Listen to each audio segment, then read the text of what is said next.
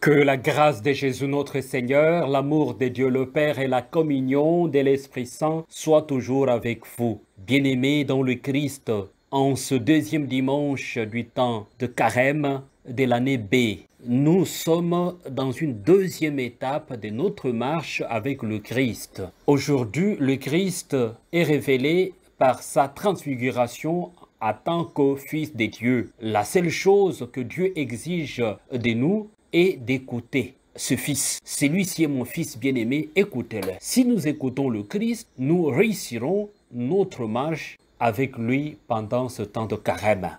Dans la première lecture d'aujourd'hui tirée du livre de la Genèse, Abraham a été mis à l'épreuve et il est resté fidèle à Dieu.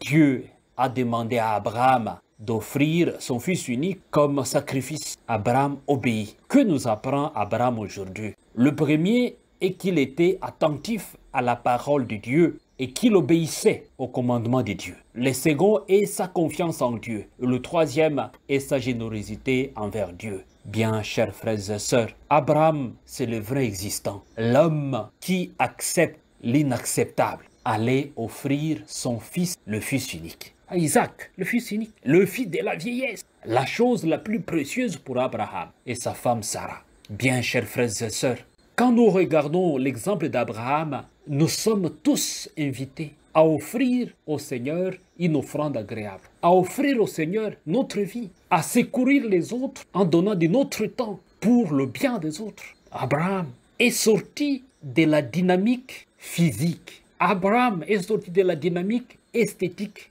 Mais Abraham se retrouve au niveau des vivants.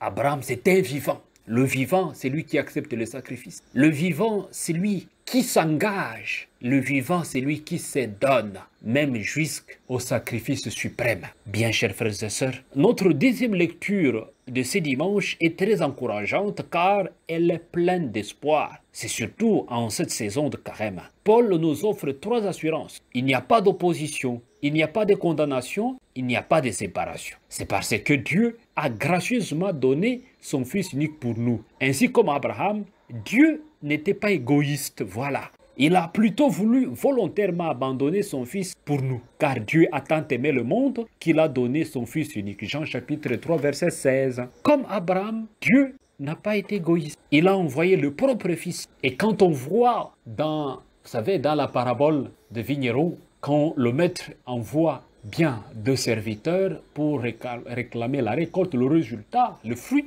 et finalement ils sont tués, c'est la grande symbolique des prophètes. Dieu, en fait, le Seigneur envoie le Fils. Le Seigneur, donc, le propriétaire du champ. Et Dieu est le propriétaire de cette terre. Il envoie le Fils. Voici l'héritier, tuons-le. Bien, chers frères et sœurs, cette donation du Christ est pour nous le grand exemple. Il est le sauveur pour nous. L'évangile d'aujourd'hui de Marc présente la scène de la transfiguration de Jésus. Il manifeste sa gloire à trois de ses disciples. Bien, chers frères et sœurs, la transfiguration reflète la divinité de Jésus. La transfiguration est simplement un aperçu du don et de la gloire de Dieu. Aujourd'hui, le Christ révèle sa future gloire. Cependant, pour atteindre la plénitude de cette gloire, il doit d'abord souffrir et être crucifié. C'est une route que nous devons également parcourir pour participer à cette gloire. Voilà. Bien, chers frères et sœurs, aujourd'hui, on voit les gens qui préfèrent une vie facile. On n'a pas travaillé, on voudrait avoir. On n'a rien fait, on voudrait recevoir une gloire. On voudrait recevoir des honneurs. On voudrait être apprécié.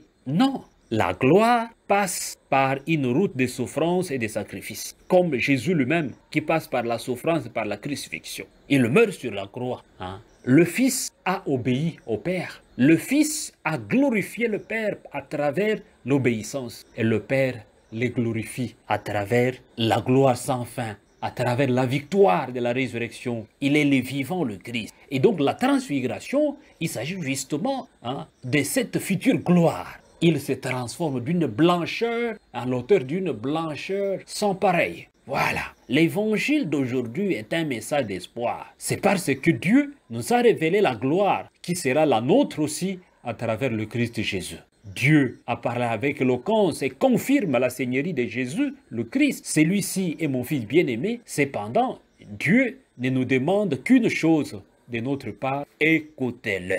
Voilà, écoutons le Christ. Voyez, Écouter le Christ signifie transformer nos vies et changer nos façons de faire et de vivre. Cela signifie vivre selon la parole de Dieu que nous entendons chaque jour. Écouter Jésus signifie obéir à sa volonté et prêter attention à ce que l'Église nous enseigne chaque jour.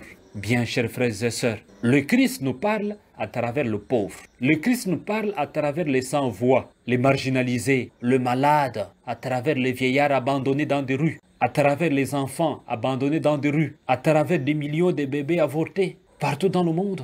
Le Christ nous parle à travers notre voisin que nous ne voulons pas visiter. Le Christ nous parle à travers les familles, à travers les communautés en difficulté. Le Christ nous parle dans de différentes situations de notre vie. Ainsi, chers frères et sœurs, si nous répondons avec joie, si nous répondons généreusement à cet appel du Christ qui nous enseigne, qui est le Fils bien-aimé de Dieu, et si nous faisons bien cela, alors nous marcherons en présence du Seigneur sur la terre des vivants. Recevez la bénédiction du Seigneur au nom du Père et du Fils et du Saint-Esprit. Amen.